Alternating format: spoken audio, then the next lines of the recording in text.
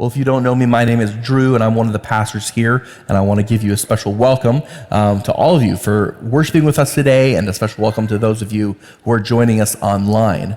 And today, we are talking about an experience that I think many of us have had in our life. So I want to know, when was the last time that you had to deal with a control freak?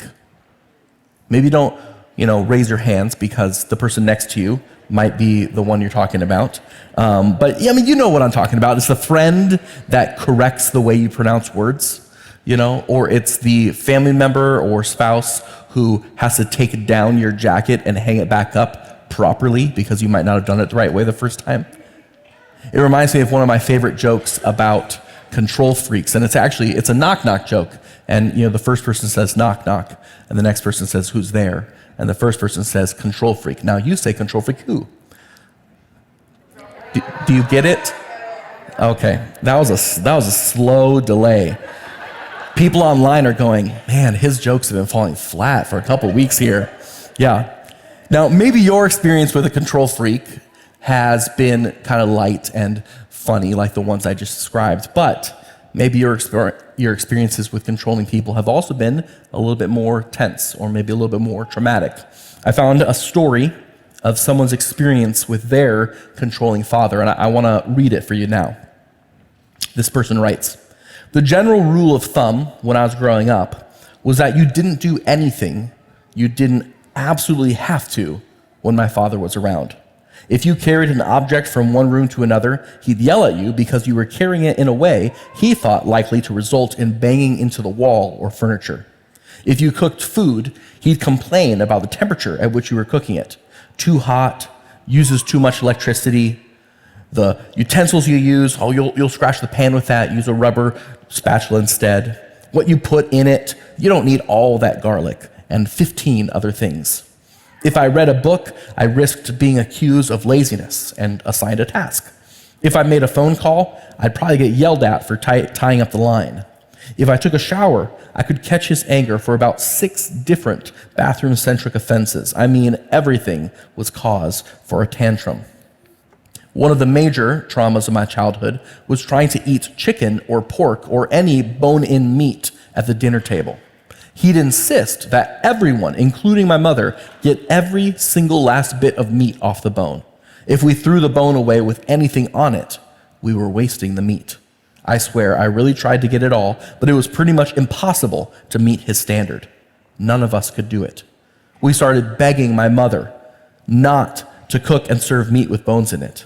Every evening around 5:30 or 6, we'd ask what was for dinner, and if it was chicken or pork chops, we'd start trying to come up with some excuse why we had to eat earlier or later than my father. There were 1,000 other things: battles over the temperature at which the thermostat was set, the care and use of automobiles, even if it wasn't one of his, the drain cover on the bathtub, the methods used to mow the lawn. There are just far too many for me to remember or list. The justification for just about every single one of these insane demands was money.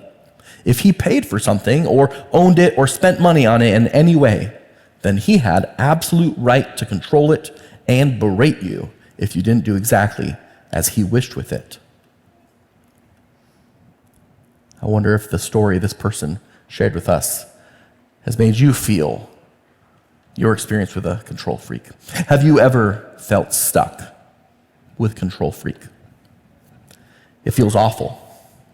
It feels like you're constantly walking on eggshells, like the other shoe could drop at any moment, like you're constantly under the extra weight of stress and anxiety, and maybe even just hearing the story that person shared with us brought up those feelings for you.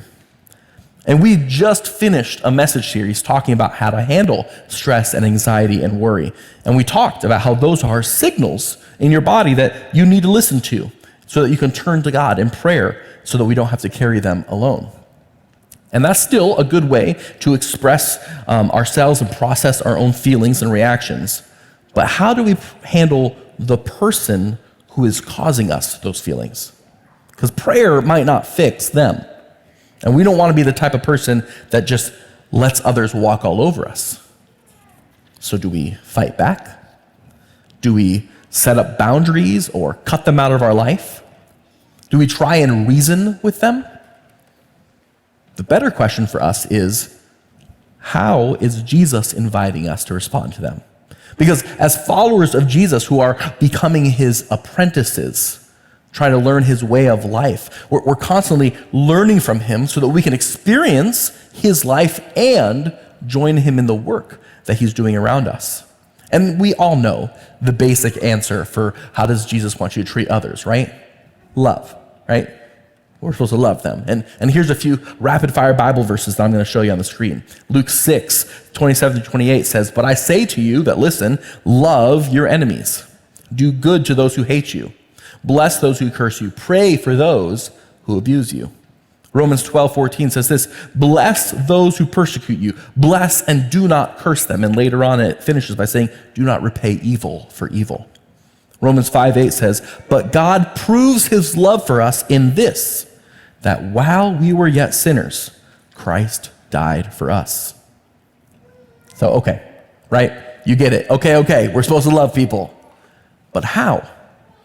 Just quoting these Bible verses doesn't change how we feel when we're being micromanaged by a controlling person, right? We can't just say these nice phrases to each other and have that be the thing that gets us out of an unhealthy situation. But the good news is that there are things that we can do not only to help us process these interactions, but there's also things that we can do that can help us limit the power that the controlling person is trying to exert over us. So I want to encourage you to open up your Bibles to the book of 1 Samuel. And if you're using the black seatback Bible in front of you, last service I found out it's on page 204 of the Old Testament, page 204, or you can use the table of contents in the front. But we're going to be in the book of 1 Samuel. And we're going to jump into the middle of a story about a control freak, King Saul. And we're going to talk about how he got there and what we can learn about how to respond to controlling people from his story. So 1 Samuel chapter 18, and as context for this chapter, this is right after David has defeated Goliath, right? The giant who was threatening the people of Israel. And no one else was brave enough to fight him or even to, challenge him at all. But David is the young kid who not only volunteers to fight the big warrior giant, he actually beats him and kills him, making Israel victorious over their enemies, the Philistines. And so everyone is excited, and some people even start to sing songs. They say, "Wow, King Saul is awesome. He's led us to victory over our enemies. Saul has slain his thousands, and David his tens of thousands." And so as you can imagine, that doesn't make King Saul very happy that everyone is giving more honor to the young kid. And verse 9 in chapter 18 tells us that Saul eyed David from that day on. And we keep going in verse 10. David then joins Saul's army and he keeps winning. Plus David was a good musician and he's called in to play soothing music whenever Saul is having a manic episode. And at one point, Saul freaks out on David and he tries to kill him while David is playing the soothing music. But David eludes him twice. Like, what part of the first time of almost being killed by your boss makes you think, oh, well, he's probably just having an off day? Like, that should tell us something about living under the influence of someone who's a controlling, manipulative person. You don't always know what's normal behavior and what's not normal behavior anymore. But this is why we're talking about this today, because we can often find ourselves in unhealthy relationships with people. And unless we know how to protect ourselves and respond to them well, we're going to stay in bad situations longer than we should. And so we might start seeing how Saul is seemingly completely unhinged at this point, right? He doesn't trust David at all. He doesn't like him at all. And he doesn't want to let him out of his sight or his influence. And so he even tries to get David to marry his eldest daughter, but it doesn't work out. And now we get to a particularly juicy part of the story. And so we're going to read together starting in verse 20 of chapter 18. Let's hear the word of the Lord. Now, Saul's other daughter, Michal, loved David. Saul was told, and the thing pleased him. Saul thought, let me give her to him, that she may be a snare for him, and that the hand of the Philistines may be against him. Therefore, Saul said to David a second time, "You shall now be my son-in-law." Saul commanded his servants, "Speak to David in private and say, 'See, the king is delighted with you, and all his servants love you. Now then, become the king's son-in-law.'" So Saul's servants reported these words to David in private. And David said, "Does it seem to you a little thing to become the king's son-in-law, seeing that I am a poor man and of no repute?" The servants of Saul told him, "Well, this is what David said." And then Saul said, "Thus shall you say to David, 'The king desires no marriage present except 100 foreskins of the Philistines.'" And now I'm realizing I should have given a warning to the parents in the room, so sorry about that. We're going to have some fun conversations later. But we keep reading about this request from the king. "This is the only marriage present I want, that he may be avenged on the king's enemies." Now, Saul planned to make David fall by the hand of the Philistines. When his servants told David these words, David was well pleased to be the king's son-in-law. Before the time had expired, David rose and went along with his men and killed 100 of the Philistines, and David brought their foreskins, which were given in full number to the king, that he might become the king's son-in-law. Saul gave him his daughter Michal as a wife. But when Saul realized that the Lord was with David and that Saul's daughter Michal loved him, Saul was still more afraid of David. So Saul was David's enemy from that time forward. This is the word of the Lord. Thanks be to God. Well, well, well. The boy wonder who is winning all the battles and gaining all the love and affection of the people has a new admirer, Saul's younger daughter, Michal. And so Saul sees an opportunity, because if David and Michal get married, Saul will be able to keep David in his pocket. But why deal with all that if we can just solve the problem of David before we get started? So let's send David on a crazy mission to prove himself as a worthy suitor for the king's daughter, because maybe he'll die in the process. And then Saul won't have to worry about any threats to his power. And I find this part of the story hilarious, not just the crazy request that Saul came up with. Because, Saul couches it as like this normal thing to ask. Oh, you don't have to come up with a really expensive dowry for the king's daughter. I get it. You're poor. You're just a soldier. How about this other totally normal thing for a person to ask another person to do? Just go kill 100 guys and bring me something from them. But David actually responds like he thinks, oh, good. I thought you were going to ask for something difficult. Piece of cake. And so he goes with his men and accomplishes this thing, gets everything that Saul's asked for.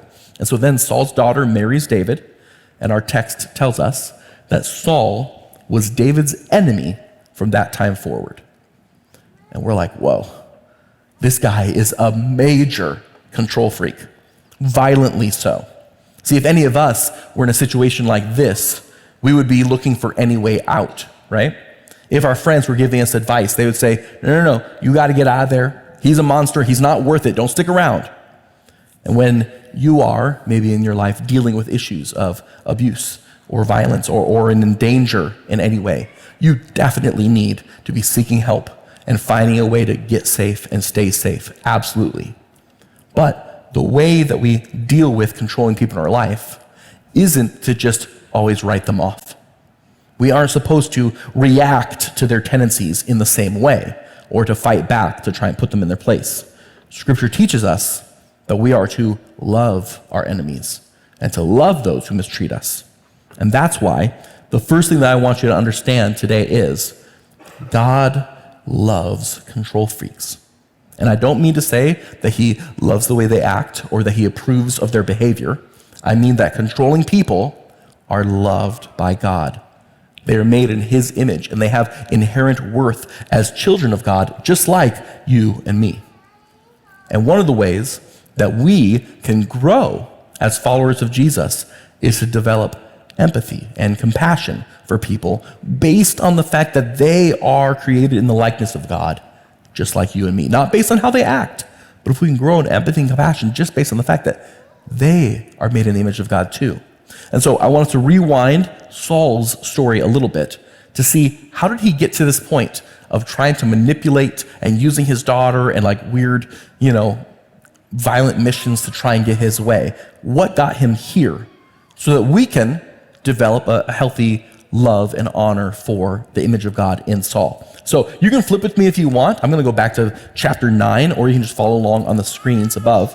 But we're going to go back to 1 Samuel chapter 9, and I'm in verse 15 here. And Samuel, the one that the book is titled for, was a prophet of God. He was actually the last great prophet in Israel, and he was the last judge, the last ruler over all of Israel before they switched to having kings. So Samuel hears from God that God has picked Saul to be king because he's going to be the one who will lead Israel to victory over their enemies, the Philistines. And then, skip down to verse 21, Samuel then goes and talks to Saul, but Saul doesn't think that he's cut out for the job. And we see the beginnings of the core issues in Saul's character, right? It's insecurity. That's the core issue in his character. Because sure, he's like tall, he's head and shoulders above everyone else, but then he talks about how he's from the smallest tribe in Israel. So what gives him a right to be ruler over all of Israel? And so we've got tall Saul, the small. And he's unsure of himself. And he's unsure if he believes God's choice for him to be king. And then if you keep moving forward, in chapter 10, Samuel anoints Saul, saying, "The Lord chose you. He's going to be with you and work in you and transform you." And then a little bit after that, Saul actually gets caught up in a worship service that's happening nearby, and he starts prophesying and worshiping and praying, and the people see it, they go, "Oh my gosh, I didn't realize that he was one of the prophets," and he gets a bit of a reputation, and people notice how God is working in him because of that. So there's like a second time in a row that it's been confirmed that God's working in him. And then chapter 10, verse 20, Samuel calls all the tribal leaders together and then goes through this ritual to show them God's choice for the king.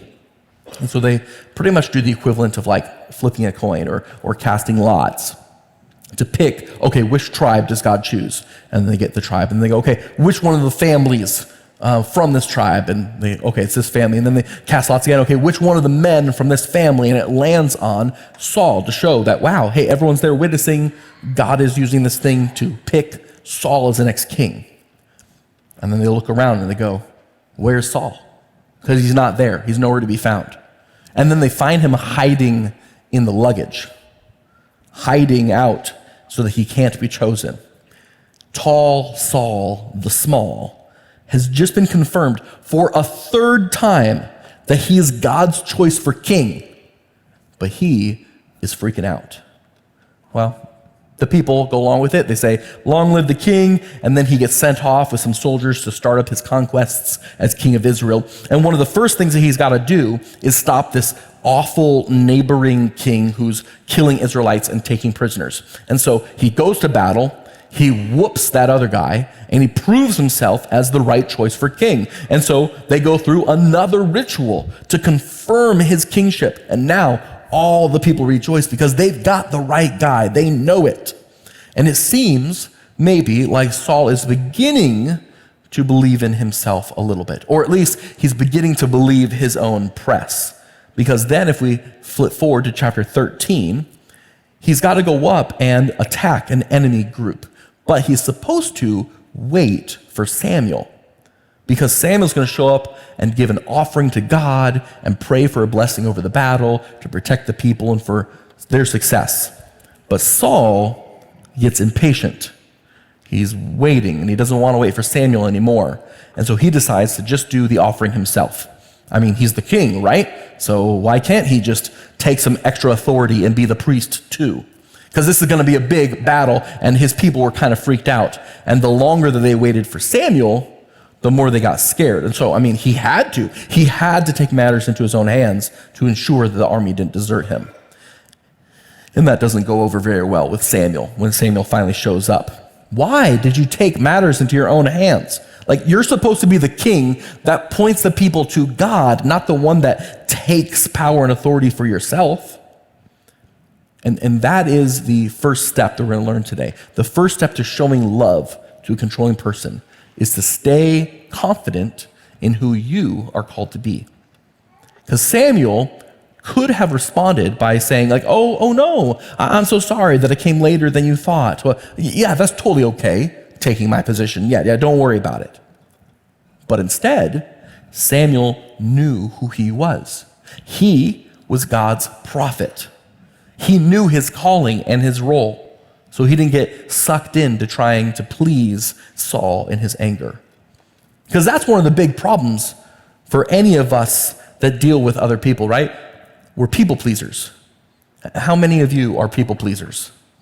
Please raise your hand so I'm not the only one. Okay, yeah, and those of you online, like put a hand up or something, because there's more of us than we like to admit. Because the problem, though, with being a people pleaser is that people pleasing is actually a form of idolatry. It's actually saying that the other person's opinions of you are higher in priority than God's opinions of you and what God has called you to do in that moment. And so you let go of that to keep this person happy. But when we aren't firm in or confident in our identity as God's children, when we aren't firm and confident in our identity as apprentices of Jesus, as people who are learning to follow Jesus each and every day, it's too easy for someone else to sway us with their behavior. Because the only way that controlling people can act that way is when someone else is allowing it. So we definitely know that the controlling person has a problem that needs to be dealt with, but so do we if we're the ones who consistently allow it to happen. So Samuel shuts down Saul's excuses and stands firm. And he says, no, that's not okay. But they've got a battle to fight, and so Saul doesn't dwell too much on that. He's off to war. And we keep reading, and there's a different time that Israel is at war, and this time it's not going super well. And so Saul makes a proclamation that no one can eat or drink anything until they win. And if anyone breaks his command, well, they're going to be put to death. And so now we're starting to see how Saul's threats and violence has been growing over time, right?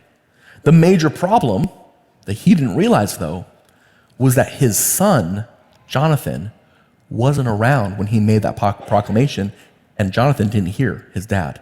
And so if we pick up in chapter 14, starting in verse 27, Jonathan actually eats some honey because he's hungry. And he finds out about his dad's rash command after that.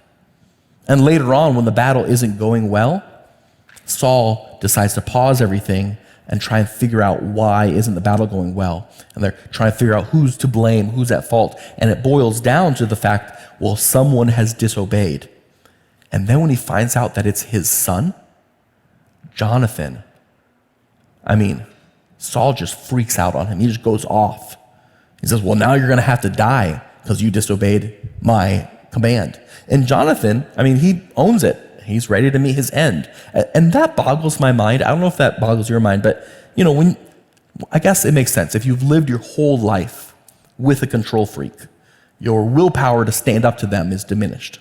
You don't always know what's normal and what's not, but you just know, I better not cross them.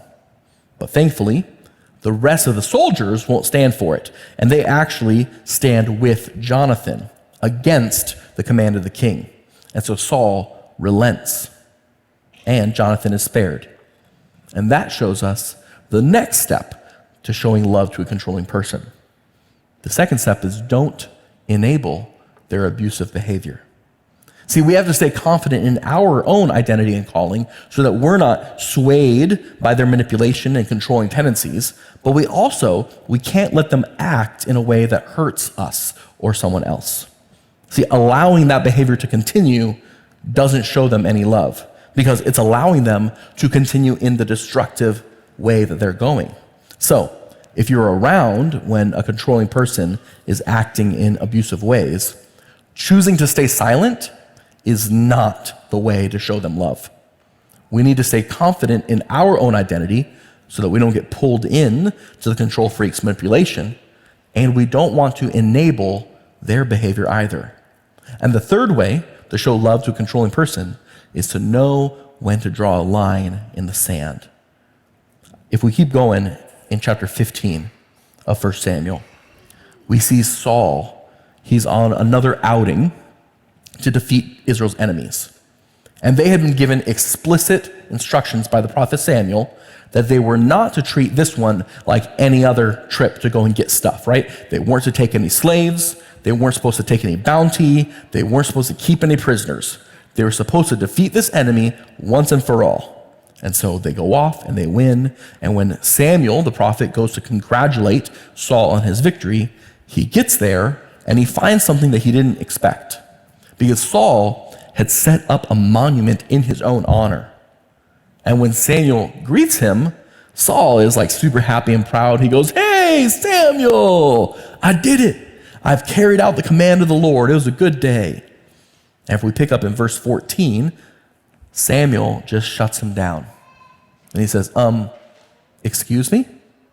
What part of completely destroy did you not understand?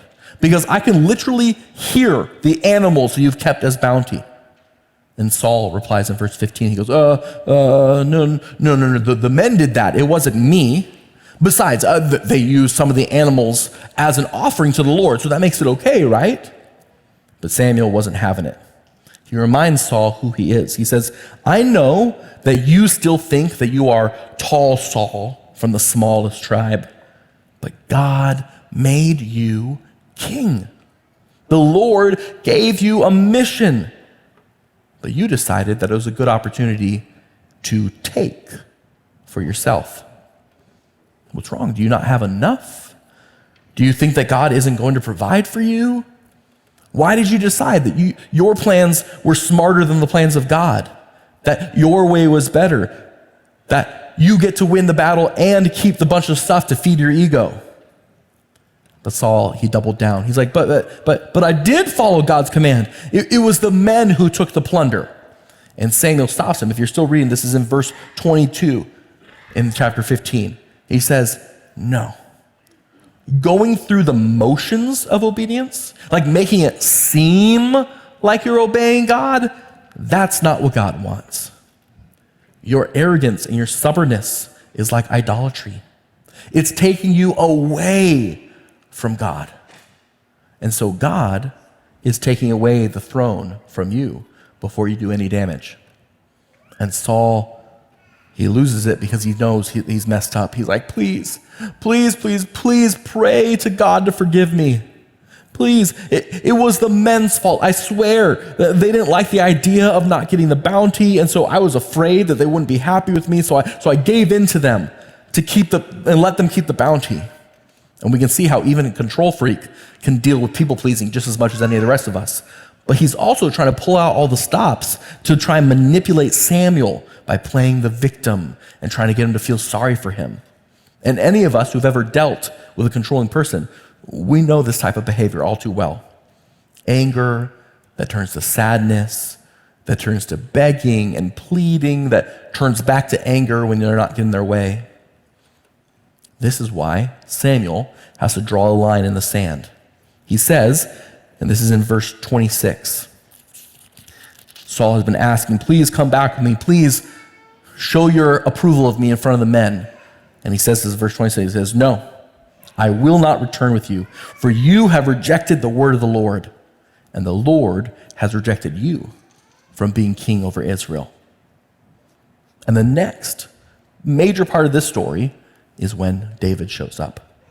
And so now maybe we can see the journey that Saul took from being this unlikely, little-known person chosen by God, going all the way to where we started, where he's such a manipulative, controlling, paranoid person that he tries to even kill his best soldier, or at least marry him off to his daughter. Tall Saul the small. He got it all and then he lost it all. And along the way, his insecurities spurred on his choices of responding by trying to get and take. That led to him needing to be in control in order to hold together the slipping grip that he had on everything around him. See, if you have a control freak in your life, you need to stay confident in who you are called to be. Don't let them manipulate you, but turn to Jesus, who reminds you that you are worth so much just because of who you are. that he created you the way he wanted you to be, that he came and died in your place so that you could experience life now and for eternity. Nothing can change your worth because you are beloved by God. Stay confident in that. We hold tight to our identity in Jesus, but we also don't enable their abusive behavior. And so we step in if we need to, we get help if we need to, because you are worth it stopping that behavior. And they are worth having that behavior stopped as well. And third, know when to draw a line in the sand. Because sometimes the best way to deal with a controlling person is to just not deal with them. Sometimes you need to remove yourself from their influence and manipulation. See, we're spending these next few weeks talking about the people who suck the life out of you because all of us deal with them. And Jesus can teach us how we can show them love while still staying rooted in our connection to him. Because controlling people are loved by God too. And because of Jesus' love for us, because he had the power and compassion to pursue us and reach out to us even while we were still sinners, even while we were still broken and in process of being healed and transformed, because of that, now we are able to follow in his footsteps. But hear me, we don't show love to others in order to earn anything with God, in order for God to see that, oh, we're one of the good ones. No. On our own, we can't even love other people that well. It's the fact that God loves us, that he reaches out to us every single day. That's what enables us to even have anything to share with others. God is the one who redeems us, claims us, tells us that he loves us no matter what we do, teaches us to live more like Jesus, gives us the energy and the love to reach out to others. That's how we can show love to the people who are hard to love. That's how we can have compassion for people who are manipulative and controlling.